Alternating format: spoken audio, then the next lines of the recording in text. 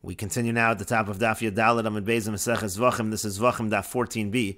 On the previous Amud, the Gemara asked whether holacha, the conveying of the blood to the Mizbeach, is that kosher with a zar, with a non-Kohen or not? And Rav Chisda said it is kosher with a zar, and he based that on a pasuk in Divrei Hayamim. And the Gemara now is in the middle of asking from a brisa. The brisa says a non-Kohen, and a Kohen who is an onein, and a shikar, a Kohen who is drunk, ubal mum, a Kohen who has a blemish. All of those individuals, bekabola, beholacha, bizrika, apostle, they're all disqualified in the receiving of the blood, the conveying of the blood, and the throwing of the blood. V'chein yoshev, and similarly one who is sitting, v'chein smol, and similarly doing it with the left hand. And it seems clear from this brisa that a zar, a non-Kohen, is not allowed to do holacha. And the Gemara says tiyufta would seem to be a refutation of Rav Chisda's position. The Gemara asks, Rav Chisda kra ka'amar, but didn't Rav Chisda bring a pasuk to support himself? And the Gemara answers, Da'avid Maisa Itztava. The Gemara answers that in the pasuk, the non-Kohanim over there, they weren't actually conveying the blood. They were simply acting as a bench. And Rashi explains, Shikar hainu shesuya yayin. A shikar is somebody who drinks wine, a Kohen who drinks wine. And Maisa Itztava, they were acting like a bench, meaning Omdin b'mekomon hazor etzel ha-Kohen ha-mekabel. The non-Kohen would just stand in place next to the Kohen that received the blood. V'ha-Kohen nos lo, and then the Kohen would give him the blood.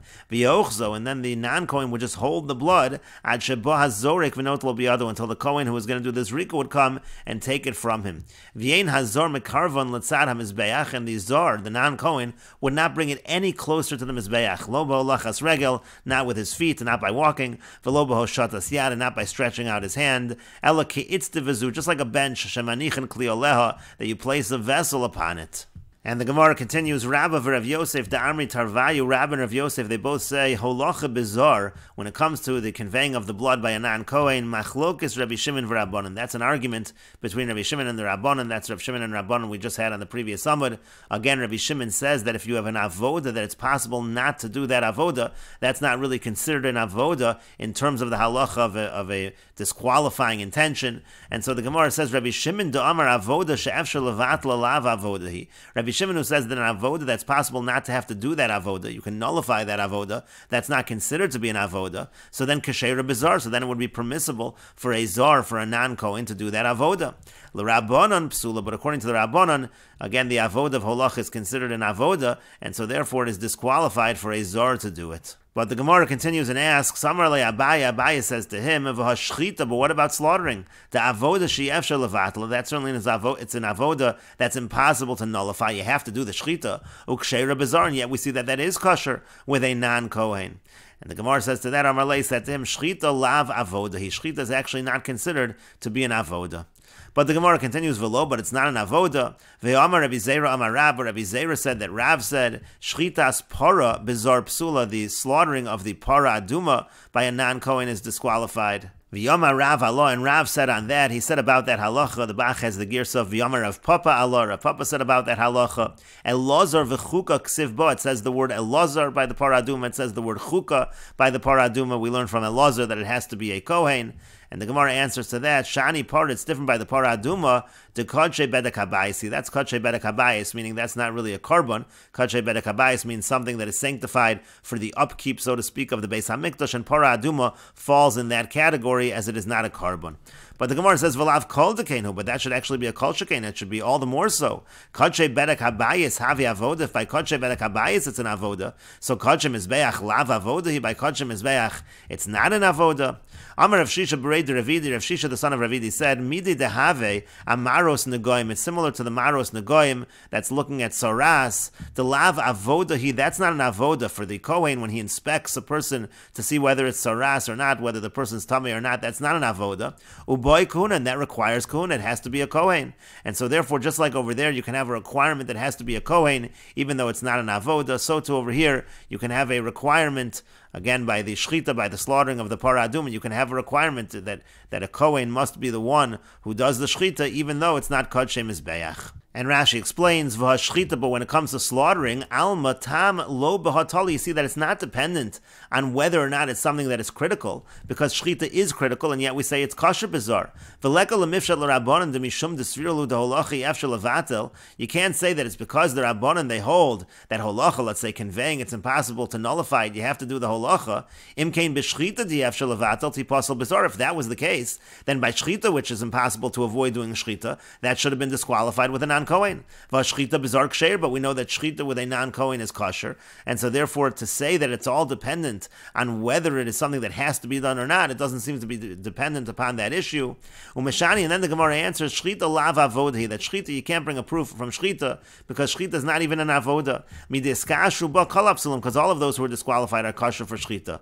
Avol midi dehave avoda, but anything that is an avoda, v'yefshel levatlan, it's impossible to avoid, so possible bizarre, so that would be disqualified with a zar, and so that's why we're saying, again, that it would essentially be a machlokas between Rabbi Shimon and the Rabbanan, because according to the Rabbanan, if it's an avoda that's the efshel levatel, it is possible bizarre, and according to Rabbi Shimon, he would say it's not considered an avoda, and therefore a zar could do it. And Rashi continues, V'yama Rav Allah, and Rav said on that halacha about the shchita of the para aduma that it has to be with a kohen, lefrushe lemilsa, he explained it, my tam psula, why is it that it's disqualified if the shchita of the para aduma is done with a non-kohen? Techsib b'shchita unasata mosa el elazar hakohen, it says you give it to Elazar the kohen v'shachan and he slaughters it, so that refers to a kohen. Uchsib ba para chuka, and it also says by para aduma chuka, v'chol hechad chsiv chuka yikuv, anytime it says the word chuka, it means it's something that's ma'akev, it is something that is required.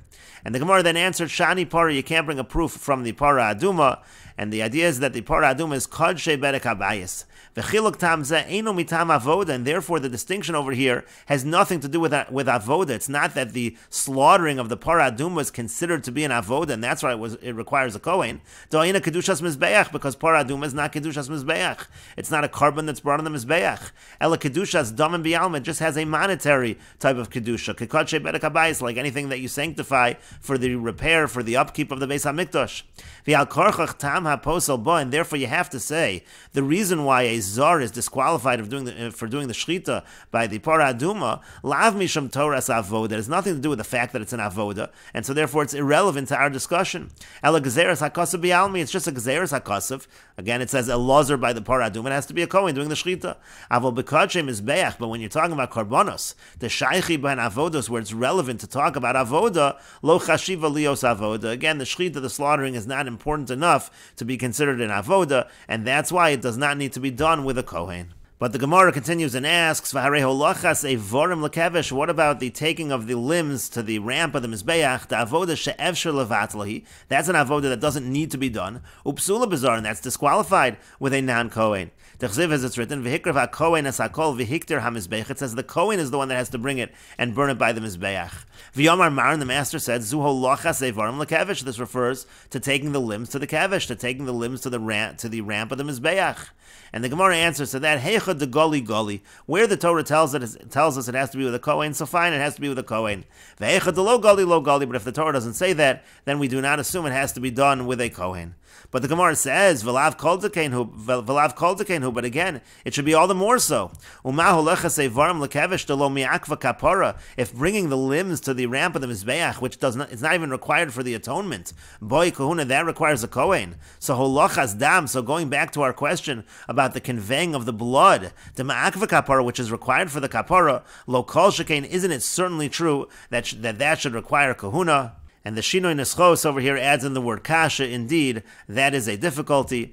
And the Gemara continues, Itmar Nami was stated as well, Amar Ula, Amar Rebbe Lazar. Ula says, Rebbe Lazar says, Holacha bizar psula, that the conveying of the blood by a non-Kohen is a disqualification, afilu Rabbi Shimon. Even according to Rabbi Shimon, it still needs to be done with a Kohen, even though, again, Rabbi Shimon in general says, in avoda that's possible to nullify that avoda, to get around doing that avoda, is not considered an avoda. Nevertheless, it does need to be done with a Kohen. And Rashi explains, Holeches Eivarim efshar levatla, it's possible to get out of doing the Holeches Eivarim, the conveying of the limbs to the Mizbeach, Shimratza, because if he wants to, Ma'afshidu Menateach Eitzla Mizbeach, he can just flay the animal, cut up the animal right by the Mizbeach, you don't necessarily need a Holacha. And Rashi continues, Heicha de Goli Goli. Again, the Gemara said, where it's revealed, it's revealed. Holeches Eivarim de Goli Bohen Kohen. By Holeches Eivarim, where it mentions Kohen, the Torah says it needs to be a Kohen, Bohen and Kohen, so a Kohen is needed. Aval Holeches Adam, but when it comes to conveying the blood, de Lo Goli Bu Kohen, where it doesn't mention a Kohen, Rabbi Shimon, de Efshel Levatla Lo Boy Kohen. According to Rabbi Shimon, who says, again, that by Efshel Levatla, it's not considered to be an Avoda, so a Kohen would not be required. And Rashi continues, Afilu Rabbi Shimon. Again, the Gemara then said, even according to Rabbi Shimon, we're going to say that it has to be a Kohen. Di'afagav do'amar Rabbi Shimon lo pasal b'machshava. Even though Rabbi Shimon says that a wrong intention is not going to disqualify during the holacha, mishum de'ein heter ha-karban taliba, because the heter of the carbon, the permissibility of the carbon, is not completely dependent on holacha. V'lo karina ba dvarim hameviyim l'dei achila. We don't call that something that brings the carbon to consumption. Aval avoda have it, but it's still considered an avoda liposel bizarre, that it's disqualified for a non-Kohen to do it. And the Gemara continues, they had the following question, Holacha shelo beregel, if the blood is conveyed not with the feet, meaning not by walking, Shma holacha or lo Shma holacha, is that called holacha or not? Rashi explains, Shma holacha upasla b'machshava l'rabonan, and then if a person has a disqualifying intent during that holacha, it would be disqualified according to the Rabbanan. O imasa zor, or let's say a non-Kohen would do that, psula would be disqualified. O lo Shma holacha, maybe it's not called holacha, v'lo pasla machshava, and therefore a disqualifying intent would not disqualify. Is that considered to be holacha or not? And the Gemara says, Tashma, coming here the following proof, the brisa we quoted above, V'chein yoshev, v'chein small puzzle. It says if it's done sitting down, if it's done with the left hand, it's disqualified. And the brisa over there mentioned holacha. And so it says sitting down is problematic. Ha'omed dumya diyoshev, but if the person is standing up similar to sitting down, kosher, then it would be kosher, meaning to say, if the person is just standing and handing it off, apparently that would be sufficient. And the Gemara says, Dilma, maybe Yoshev the Kashayif Meshaf. Maybe what's happening when the person is sitting is he's shuffling along the ground, and that would be no good. But Omed Dumya de Yoshev, and then standing would be similar to that kind of sitting. Denayat Pursa, meaning the person is just moving a little, but still there does have to be some movement with the feet, and therefore there is no proof from this brisa. Maybe it is not called holacha if it is not done with the feet. And Rashi explains, V'chein Kohen Yoshev, it said if the Kohen is sitting, Katani de Pasal b'holacha. It said in the brisa that that's a disqualification by holacha. Ha'omed, but if he's standing, De'eno molech, he's not walking, Ela b'hoshatas yad, but he's just handing it off, Dumya de Yoshev, similar to sitting, kosher, it's kosher. Al mashma holacha, you see that it is called holacha. And Rashi continues, D'shayif meishav shemegar atzmo l'tzad ha-mizbeach. Again, the sitting is referring to when he shuffles towards the mizbeach. U'dechevasa dok minei, and then we can infer similar, but Omed de Kashera, when he's standing, it's kosher. It's only denayed pursa b'shifsha for aglayim. It's only going to be when he moves his feet a little bit, he shuffles with his feet, and so therefore, again, it would not be a proof that it's holacha if the person is just standing still and handing it off. And the Gemara continues, Tashma, coming here a proof from the Mishnah in Meseches Psachim. Shachat Yisrael, it says that the Yisrael would do the shchita, would do the slaughtering, the kibel hakohen, and then the Kohen would receive the blood, and nasna lechavero, v'chavero lechavero, he would give it to his friend, who would give it to his friend, and that's how it would eventually reach the Mizbeach. And so you see, there's no walking. You see that you can have holacha without the regel, without walking. The Gemara says, no, Hasam Nami, they're also denaidi porsa. All of those Kohanim, they were all moving a little with their feet. Umay kamash malan, but if that's the case, what's the chiddush? It's obvious that would be considered holacha because they're walking. And the Gemara says to that, Barovam hadras melech. The chiddush is that it's good to do it with a lot of kohanim. That's the fulfillment of Barovam hadras melech. That is more a glorification of the mitzvah. And the Gemara continues, Tashma, coming here a proof from a Mishnah coming up. Kibel hakosher v'nasan lepasul. Let's say the person who receives the blood is someone who's a kosher Kohen. He's able to receive the blood, but then he gives it over to someone who's disqualified from being a Kohen. So what should you do? Yachzir lekosher. You should return it to the Kohen who's kosher. And so it sounds like if you're returning it to the Kohen who's kosher, that you actually have to walk with the feet. The handing it off was not sufficient. And the Gemara says not necessarily. Ema yachzir hakosher v'yakabla. What it might mean is the kosher Kohen can now go in front of the Kohen who's puzzle, and he'll take it from the Kohen who's puzzle. Essentially, the Kohen who is puzzle will simply act like a bench. He won't do anything. And so therefore, in this situation, even without walking, it could be it's working and is considered to be a holacha.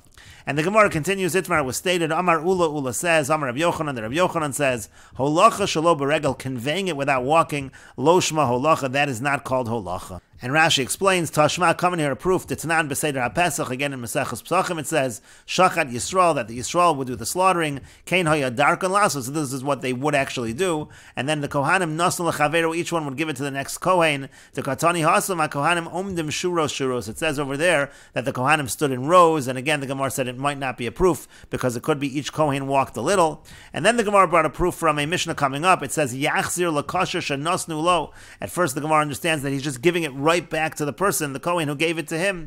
V'yashminan tartibon, we're learning two things over here. First of all, the fact that a puzzle person ended up holding it doesn't ruin it, doesn't disqualify, doesn't ruin it.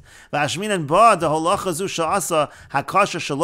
also teaching us that this holacha the kosher person did without moving his feet, that he just stretched out his hand and gave it to the puzzle, who was standing by the mizbeach, lo nasis behechsha, that's not called doing holacha properly. V'lo shma holacha, it's not called holacha. That's why the puzzle Kohen has to return it to the kosher Kohen that gave it to him. V'holacha shelo beregel shma holacha. Now, if holacha without the feet is considered holacha, why should it be returned backwards? Yavo kosher, a kosher person should come, v'yitzalena miyado l'tzad mizbeach, and take it from him towards the mizbeach. V'zel lo yoshitenelo, and the idea is that this puzzle Kohen shouldn't stretch it out, because he's puzzle, he shouldn't do the holacha. Ela demaisa itztava bi'alma of it, he should just act like a bench, he should just stand there, and the other Kohen could go in front of him. He doesn't have to go behind, so it must be the reason why he has to go behind is because he actually has to walk with the feet, and so therefore he has to take it back and walk it over. And the Gemara then said, Eimo yachzer kasher, rather just say what the Mishnah really means, is the kosher person goes around in front. L'tzad mizbeach, goes towards the mizbeach, v'yikav lenu, and then he should receive it, meaning it's lenu miyad ha'posel, he should take it from the disqualified Kohen, do'olechas kasher kama kshera, because that original holacha, even though it didn't involve moving with the feet, was in fact kosher. And then the Gemara brought the statement from Rabbi Yochanan, lo shma holacha, that if it's without the feet, if it's without walking, it is not holacha. Ve'eno kshera laholicha kain, it would not be kosher to walk it in that manner. Ve'en machshava mefagelis ba, and likewise, if you have a wrong intention at that time, it would not create pickle, because that would not be considered an avod if you're not walking. And we will continue with this discussion in the next video on Daf Tesvav Amud Aleph.